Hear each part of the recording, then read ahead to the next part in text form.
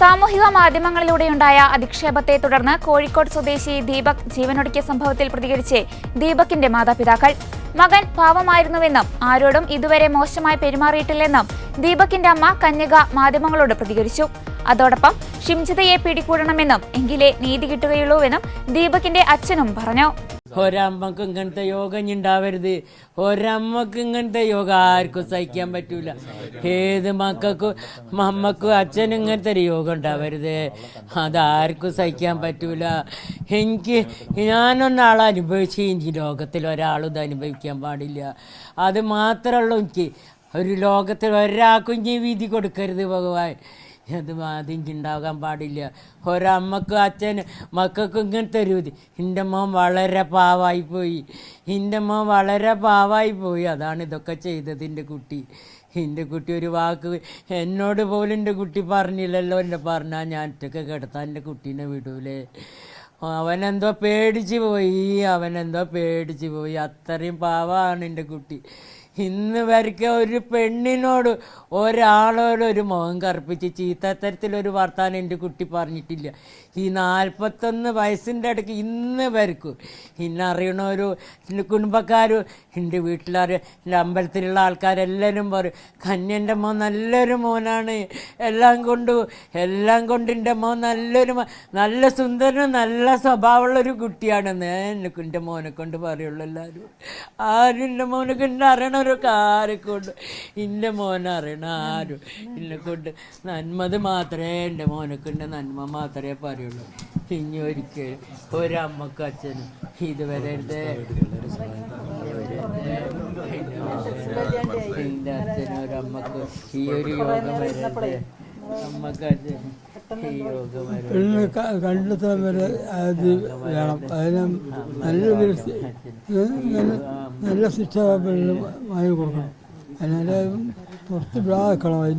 അതിനെ ശിക്ഷിക്കണം. അങ്ങനെ എൻ്റെ മോനെ ഇതാക്കി കഴിഞ്ഞവൾ എൻ്റെ മകൻ്റെ ഞങ്ങളെ ജീവിതം വയ്യാലാക്കി.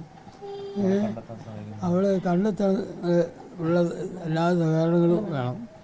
എന്നിട്ട് വേണ്ട നടപടികൾ എടുത്തിട്ട് മുന്നോട്ട് കൊണ്ടുപോകണം.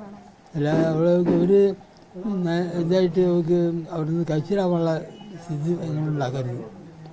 എനിക്ക് പറയാൻ അതുള്ളൂ. എനിക്ക് വേറെ ഒന്നും പറയാനൊന്നും കഴിയണില്ല. എൻ്റെ ഇതൊക്കെ പോയി, എല്ലാ കാര്യങ്ങളും പോയി. എൻ്റെ എനിക്ക് ആകെ ഒരൊറ്റ പൈതലുള്ളൂ.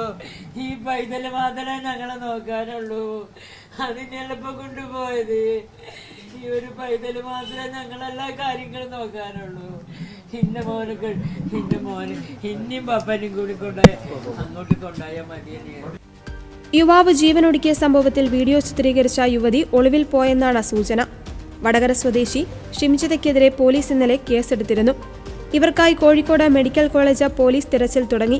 ദീപകിന്റെ അമ്മ നൽകിയ പരാതിയിൽ ആത്മഹത്യാ പ്രേരണാകുറ്റം ചുമത്തി ഇവർക്കെതിരെ പുതിയ എഫ്ഐആർ രജിസ്റ്റർ ചെയ്തിരുന്നു. കേസ് രജിസ്റ്റർ ചെയ്തതിന് പിന്നാലെ യുവതി ഒളിവിൽ പോയെന്നാണ് വിവരം. ദൃശ്യങ്ങൾ പകർത്തുവാൻ ഉപയോഗിച്ച മൊബൈൽ ഫോൺ കണ്ടെത്തുവാനും യുവതിയുടെ ഇൻസ്റ്റഗ്രാം അക്കൗണ്ട് വിവരങ്ങൾ ശേഖരിക്കുവാനുമാണ് നീക്കം.